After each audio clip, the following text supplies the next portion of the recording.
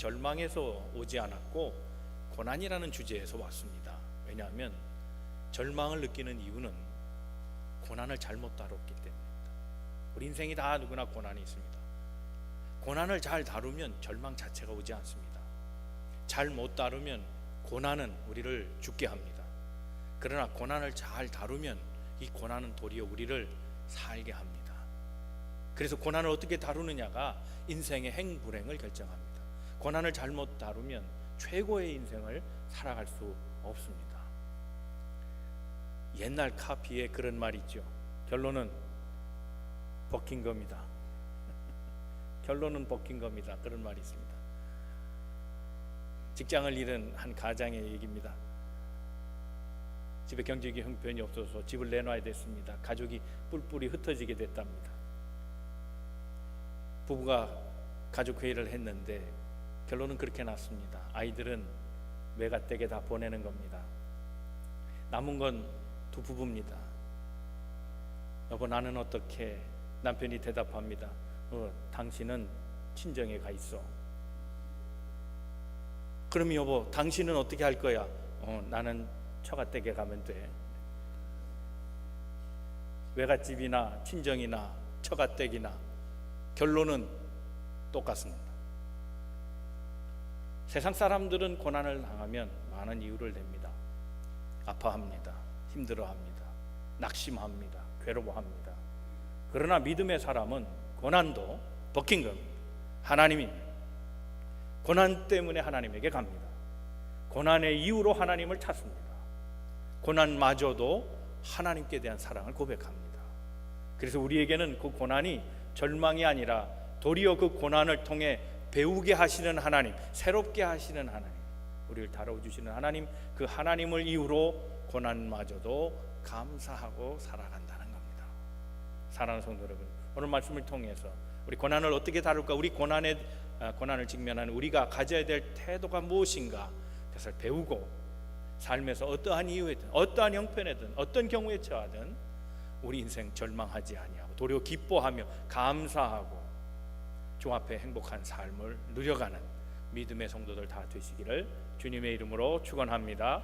우리 옆에 분 서로 권면하시고 말씀 듣겠습니다. 하나님은 오늘도 당신을 향한 계획을 가지고 계십니다. 첫 번째 고난, 그 고난에는 뭐든지 다 이유가 있다는 사실입니다. 이유 없는 고난은 없습니다. 오늘 우리가 함께 읽은 본문의 말씀입니다. 다윗의 고백입니다. 이 고백 한번 다 같이 한번 읽어보겠습니다. 시작. 고난당한 것이 내게 유익이라 이로 말미암아 내가 주의 율례들을 배우게 되었나이다. 중요한 핵심 단어 몇 개가 있죠. 고난, 그게 유익이랍니다. 고난, 그걸 통해 배운 게 있답니다. 삶은 고난을 통해 배우는 겁니다. 여러분, 고생 안 하고 큰 자식이 성공할 수 있을까요? 어려움 없이 큰 사람, 어려움 없이 살 수는 있습니다. 그러나 고난 없는 성공은 의미가 없습니다. 자신은 살 수 있겠죠. 그러나 인생을 이해하지는 못합니다. 결국 사람을 이해하지는 못합니다. 왜냐하면 고난 통해 배운 게 없기 때문입니다. 다윗은 분명히 얘기합니다. 고난은 우리에게 배움을 준다는 겁니다. 신앙인이 고난을 당했을 때 무엇을 배웁니까? 기도를 배웁니다. 예배를 배웁니다. 찬송을 배웁니다. 믿음을 배웁니다. 그래서 고난은 유익한 겁니다. 기도를 배운다 그랬습니다. 여러분, 고난 중에 기도가 고난 없을 때의 기도와 같을 수 있나요? 아닙니다. 애절할 겁니다. 절절할 겁니다. 얼마나 간절하겠습니까? 그 기도는 평범함 중에서는 얻을 수 없는 절박함의 기도, 인생의 목숨을 거는 기도일 것입니다. 찬송이 같을까요? 그렇지 않습니다. 평상시에 찬송하는 것과 고난 중에 있을 때, 살 길이 없을 때, 막막할 때, 인생이 넘어졌을 때 부르는 나의 찬송은 거기에 눈물이 담겨져 있고 거기에 내 신앙의 고백이 있고 생을 간구하는 간절함, 애틋함이 그 속에 담겨져 있으면 다릅니다. 고난 중에 말씀을 듣는 자가 태도가 다를 수밖에 없습니다. 고난 중에 말씀을 듣는 자는 말씀 한마디도 놓치지 않습니다. 나를 살려주실 말씀이 무엇인가?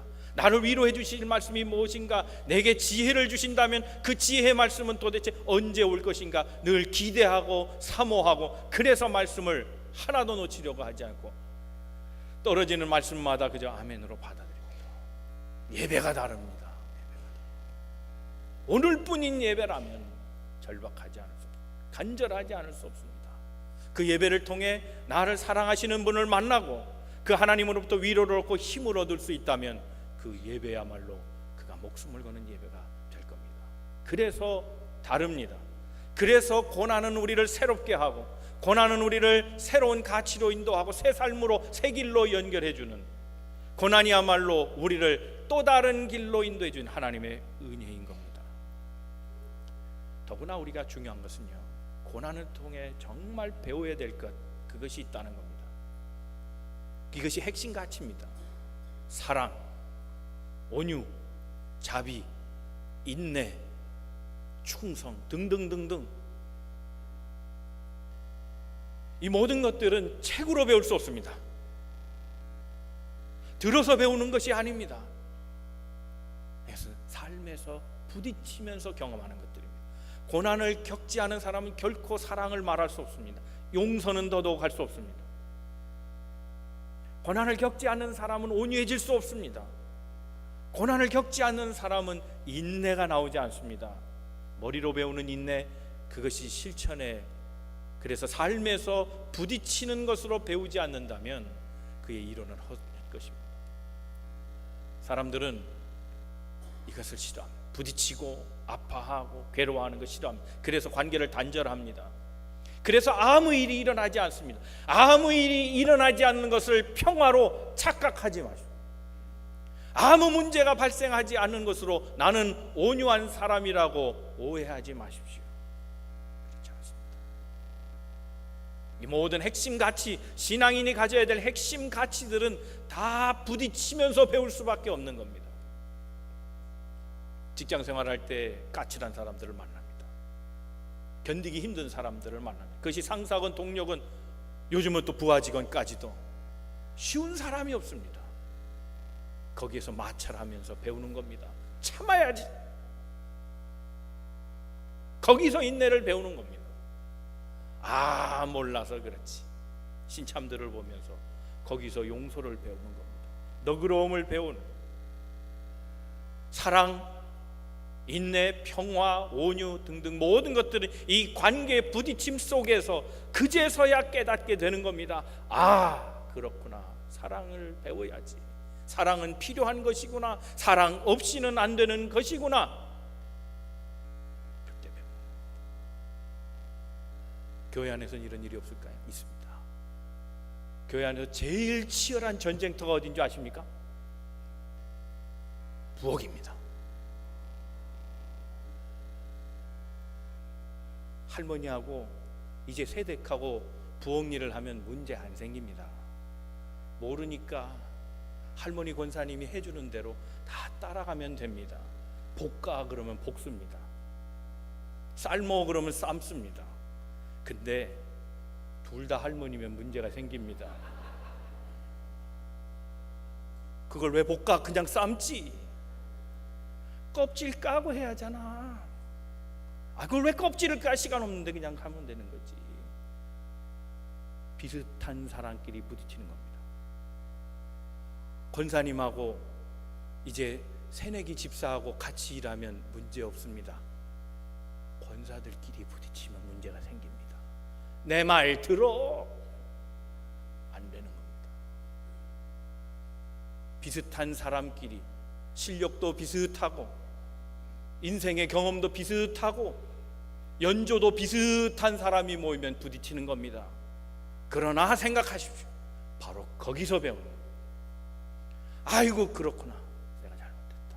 내가 오라도 그때 그 말은 하지 말았어야지. 참았어야지. 아 그렇구나. 그건 내가 이해해줘야 되는 건데 그걸 몰랐구나. 부딪히면서 배우는 겁니다. 여러분 고난 없이는 배울 수 있는 게 아무것도 없어요. 인생의 핵심 가치들, 신앙의 핵심 가치들, 고난을 통해 배울 수 있는 것은 고난이 없이 배울 수 있는 것은 하나도 없다는 사실에 유의해야 합니다. 야고보는 그래서 말했습니다. 야고보서 1장 2절 이하에 이렇게 얘기합니다. 다 같이 읽어봅니다. 시작. 내 형제들아, 너희가 여러 가지 시험을 당하거든 온전히 기쁘게 여기라. 이는 너희 믿음의 시련이 인내를 만들어내는 줄 알미라. 인내를 온전히 이루라. 이는 너희로 온전하게 구비하여 조금도 부족함이 없게 함이라. 궁극적으로 고난은 우리를 완전한 사람을 만든다는 겁니다. 다 갖추어서 조금도 모자람이 없이 그렇게 완전한 인격체로 만들어 준다는 겁니다. 그러므로 기쁘게 여겨라 하는 겁니다. 고난마저도 기쁘게 받아들여라. 아, 내가 변해야 타임에 왔구나. 아, 나를 성숙해 주신 사인을 보내주시는구나. 이 고난을 감사하리로다. 이래야 합니다. 그러나 우리는 고난을 싫어합니다. 아무리 유익을 준다 그래도 고난은 싫어요. 내가 성숙해진다 그래도 고난은 안 하고 싶어요. 그래서 은연중 다 알지만 하나님의 말씀을 매일 묵상하고 성경 공부하고 몇 번의 설교를 들었지만 막상 고난이 닥치면 우리의 기도가 달라집니다. 주여, 이 잔을 내게서 멀리하옵소서. 이 고난 피하게 해주시옵소서 기도합니다. 사랑하는 성도 여러분, 기도의 내용을 바꾸십시오. 주님도 피할 수 없는 것이거든 감당하겠습니다. 그렇게 기도하셨습니다. 그러므로 고난을 면제받게 해달라고 하지 말고 고난을 통해 그 고난을 통하여 성숙하게 되며 고난을 이길 수 있도록 기도의 내용을 바꿔야 합니다. 사랑하는 성도 여러분, 고난에 지지 말고 담대함으로 고난에 맞서시고 고난을 통해서 성숙해지는 것을 경험하고, 그래 도리어 고난이 유익임을 알고 고난이 왔을 때 환영하시고 변화의 기회로 삼는 믿음의 성도들 다 되시기를 주님의 이름으로 축원합니다. 두 번째 생각할 것은 고난의 현장에서 믿음을 체크하는 겁니다. 어려움을 처할 때 내 믿음이 있나를 확인해 봐야 합니다. 고난이 오면 마음을 강하게 합니다. 마음을 강하게 하고 고난의 그 요구에 절망하라, 아파하라, 죽어라 하는 그 요구에 답하면 안 됩니다. 노하십시오. 베드로전서 1장 7절의 말씀입니다. 다 같이 읽어보겠습니다. 시작. 너희 믿음의 확실함은 불로 연단하여 없어질 금보다 더 귀하여 예수 그리스도께서 나타나실 때에 칭찬과 영광과 존귀를 얻게 할 것이다. 여러분 기억할 것은 고난이 왔을 때 예배의 자리를 사수해야 합니다. 예배의 자리를 떠나면 안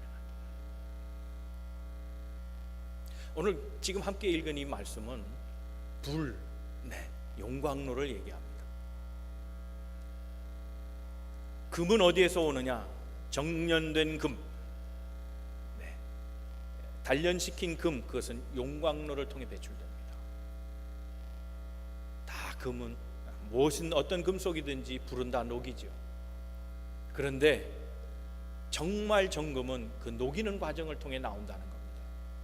우리가 다 시련을 만나죠. 불과 같은 시험을 만납니다. 용광로 같은 시험을 말합니다. 그러나 진짜 믿음은 그 속을 통해서 나온다는 겁니다. 그래서 너희의 확실한 믿음은 환난조차 이기는 것이다 얘기합니다. 욥기를 보면 욥기가 불과 같은 시험, 용광로와 같은 시험을 만난 사람임을 알 수 있습니다. 그는 어느 날 청천벽력의 소식을 듣습니다. 자식이 죽었다는 겁니다. 하루아침에 집이 망가졌습니다. 재산을 다 뺏깁니다. 약탈당하고 불나고 종들이 죽고 가축이 죽고 땅이 다 망가졌습니다. 살 길이 없습니다. 남은 건 아내. 근데 그 아내마저 저주하고 갑니다. 몸에는 악창이 나고 피부병이 생겨서 이제 나도 죽을 판입니다. 모든 것을 다 잃어버리고 이제 그 고난으로 인해, 불같은 시험으로 인해 절망의 때만 남았습니다. 그런데 욥기 1장 20절 이하에 보면 그는 놀라운 일을 합니다. 그 옷을 찢습니다. 그리고 머리를 밀어버립니다. 옷을 찢고 머리를 미는 행위는 큰 재난을 만났거나 또는 죽음에 애도하는 모습을 보여주는 겁니다. 나는 죽었다는 겁니다. 나는 죽었다, 나는 망했다는 표시입니다. 그런데 반전이 일어납니다. 그리고서 그는 땅에 엎드려 경배했다 그랬습니다. 그리고 그는 그 땅에 엎드려져 하나님 앞에 이렇게 말합니다. 내 몸은 원래 적신 붉은 몸 벌거벗은 몸으로 나왔습니다. 다시 벌거벗은 몸으로 돌아갈진대 내가 무엇을 탓하며 무엇에 한이 있겠습니까? 주신 분도 다 하나님 것이요, 주신 분도 하나님이요, 다 가져가시는 것도 하나님이시니 나 그 하나님 찬양합니다. 이 말은, 그 속에 담긴 신앙의 의미는 다 하나님께서 와서 또 도로 가져가셨으니 다시 한번 주실 것을 믿고, 내가 죽음의 상황에 처해 있지만, 그래서 내 옷을 찢고 머리를 밀지만 나는 다시 주실 하나님 바라보고 찬송부터 시작하렵니다. 그런 얘기입니다. 그가 엎드린 자리는 예배의 자리였습니다. 그 예배의 자리에서 그는 회복을 경험하고 있습니다. 다시 오실 하나님의 은혜를 생각하며 그는 예배했습니다. 그러므로 사랑하는 성도 여러분, 고난이 왔을 때 여러분 믿음의 고백이 있어야 합니다. 언어부터 바꾸십시오. 몇 년간 애쓰고 기도했는데 결과가 좋지 않습니다. 사람에 대한 것이 그렇고 일에 대한 것이 그렇습니다. 힘쓰고 애썼는데 돌아와줘야 합니다.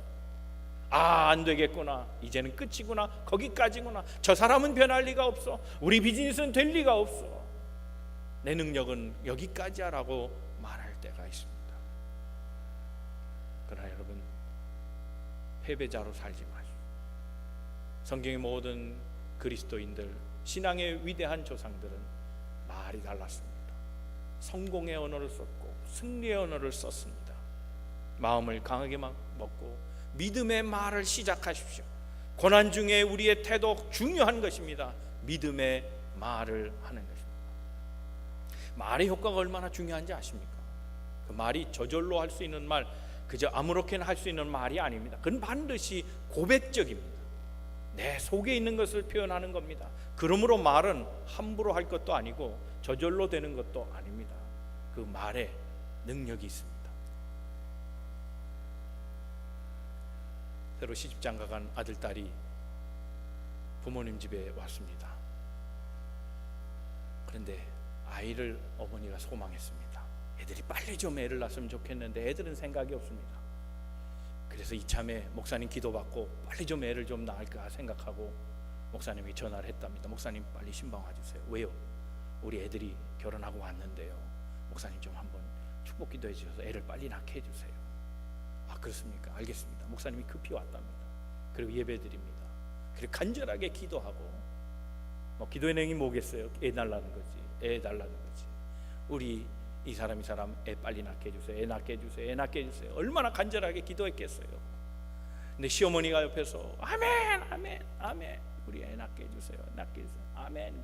시어머니가 아멘 소리가 높아졌어요. 근데 며느리는 생각이 없어요. 낳긴 낳아야죠. 근데 지금은 아니라고 생각하는 거예요. 미루고 그러니 아멘이 나오지 않잖아요. 그게 머뭇거리다 아멘을 결국 못하고 기도가 끝났답니다. 1년이 지나서 애를 낳습니다. 근데 시어머니가 애를 낳습니다.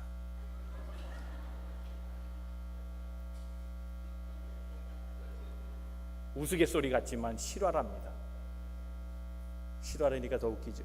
실화랍니다. 믿음으로 고백하면 되는 겁니다. 그게 우리 신앙입니다.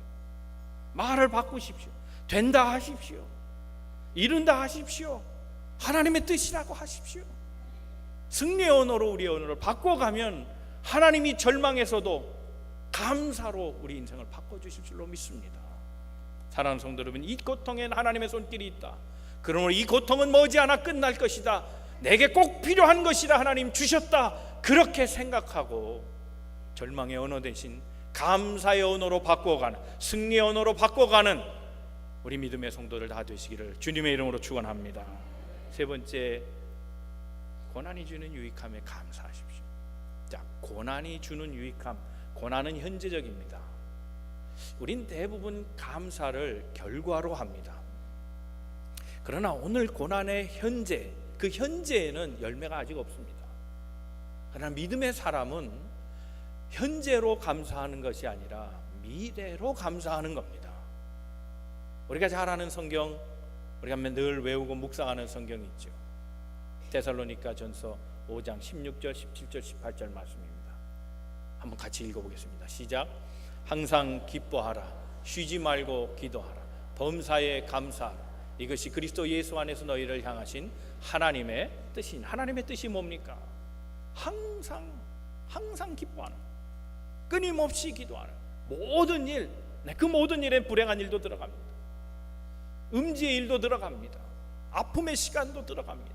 그 모든 일에 감사하라는 겁니다. 어떻게 감사합니까? 자, 현재는 감사할 수 없습니다. 애티튜드라 그랬어요. 태도입니다. 태도로 감사하는 겁니다. 의지적 감사라 이렇게 말할 수 있습니다. 과거에 주셨던 것을 생각하며 오늘을 감사로 채우는 겁니다. 미래에 주실 것을 믿으면서 오늘 현재 빈자리에 그 감사로 채워 넣는 겁니다. 이것이 우리가 가져야 될 신앙인의 태도입니다. 우리의 삶엔 어쩌면 감사할 일보다는 그렇지 못할 일이 더 많습니다. 웃을 일보다는 울을 일이 더 많은 것이 우리 인생입니다. 좋은 일보다는 나쁜 일이 더 많을 수 있습니다. 그런데 어떻게 늘 감사하고 늘 기뻐하고 늘 기도하며 살아갈 수 있습니까? 하나님이 우리 인생의 형편을 모르시는 것 아닙니다. 다 아십니다. 감사할 수 없을 때가 있다는 걸 아시고 하시는 말씀입니다. 그러면 태도를 바꾸면 감사가 다 나올진데 하나님 그것을 우리에게 배우게 하시는 겁니다. 고난을 겪을 때 이 태도를 배워야 합니다. 그것을 잘 표현해 주신 복음성가가 있습니다. 김석균 씨가 지은 감사 찬송입니다. 그 찬송을 보면 이렇습니다. 왜 나만 겪는 고난이냐고 불평하지 마세요. 고난의 뒤편에 있는 주님이 주실 축복 미리 보면서 오늘 감사하라는 아주 명확한 해석입니다. 2절에 보면 이렇습니다. 왜 이런 슬픔 찾아왔는지 원망하지 마세요. 당신이 잃은 것보다 주님께 받은 것이 더 많음에 감사하세요. 애티튜드입니다. 이것이 태도입니다. 신앙인은 지금 있는 것으로 감사하는 것, 빼앗긴 것을 보고 슬퍼하거나 원망하거나 한탄하지 말고 받은 것에 감사하라는 겁니다. 이미 받은 것, 그러므로 또 주실 하나님 바라보고 오늘의 힘든 시간을 감사의 태도를 견지하며 원망과 불평에 살지 말고 믿음으로 보며 미래의 끝까지 바라보며 오늘을 이기고 살아가는 것이 성경의 교훈입니다. 오늘 이 찬송 한번 같이 한번 불러보겠습니다. 이런 생각을 하고 왔어요. 혹 삶에 나는 감사의 이유가 없습니다. 어제보다 오늘 안 좋고 작년보다 오늘 사업이 안 되고 있습니다. 지난해보다 나는 오늘 건강을 너무 많이 잃었습니다. 내게 감사할 것이 있냐고요.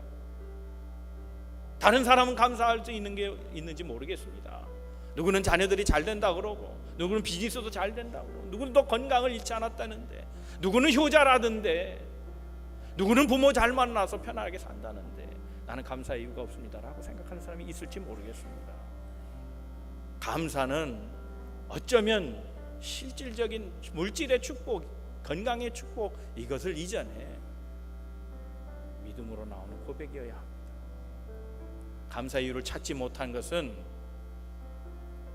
어쩌면 감사의 이유가 정말 없어서가 아니라 믿음이 없어서 그럴 수도 있습니다. 생각하십니다. 오늘 믿음을 가지고 우리 찬송 한번 불러보겠습니다.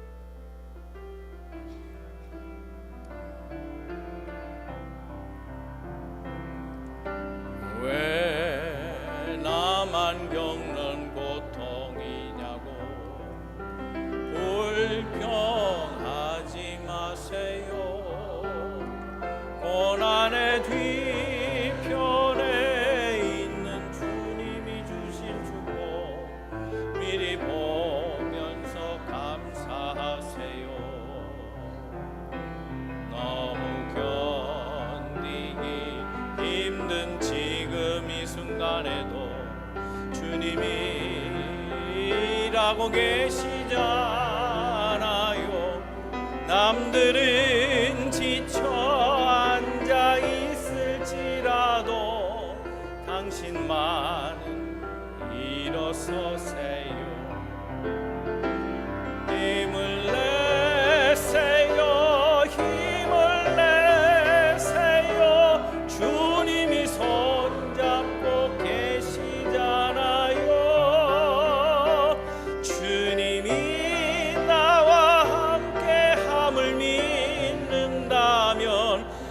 어떤 역경도 이길 수 있잖아요. 2절 하겠습니다.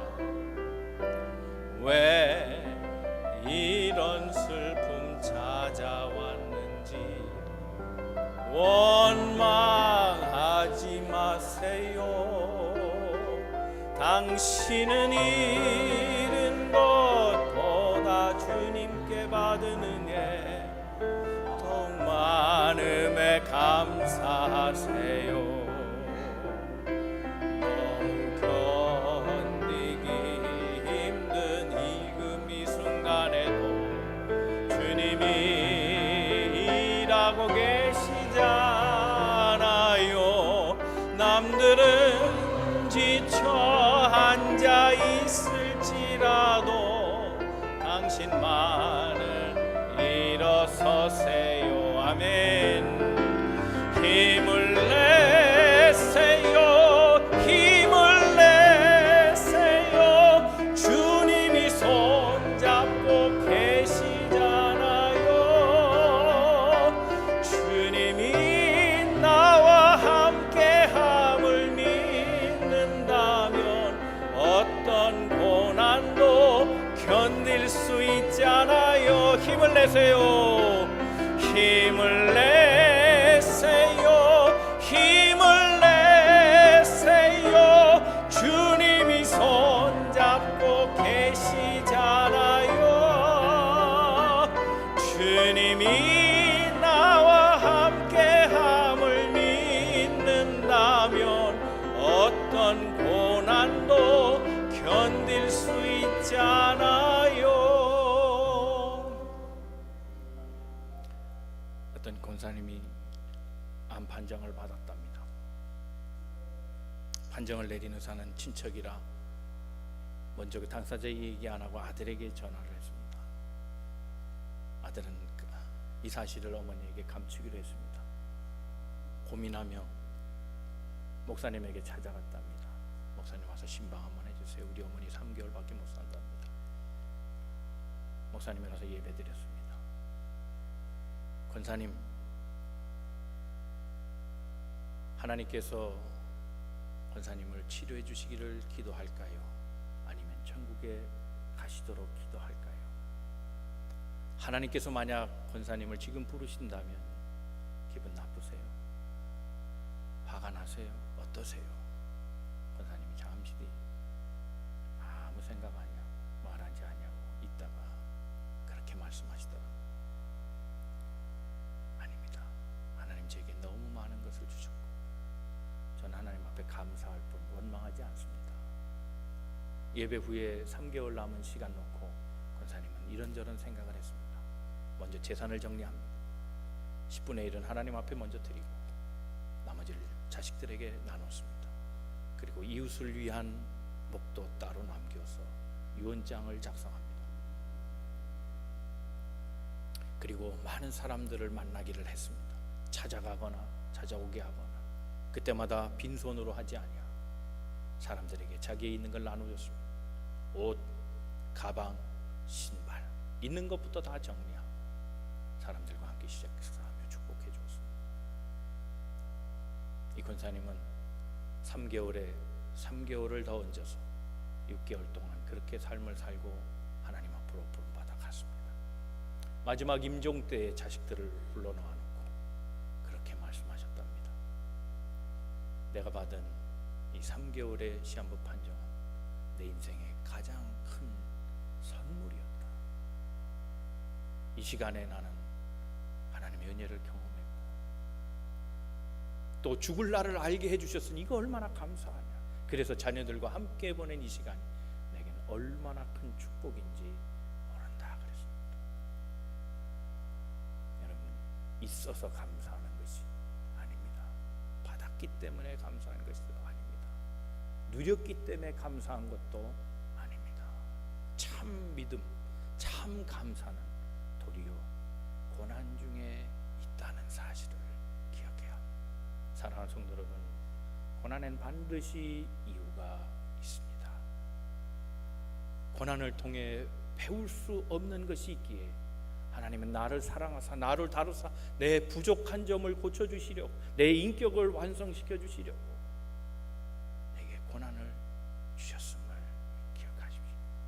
그러므로 그런 하나님의 뜻을 안다면 고난의 현장에서 불평하거나 원망하지 말고 도리어 그 하나님을 예배하며 감사하며 미래에 주실 축복까지 미리 맛보면서 오늘을 감사로 채워가는 신앙인들 되어야 할 것입니다.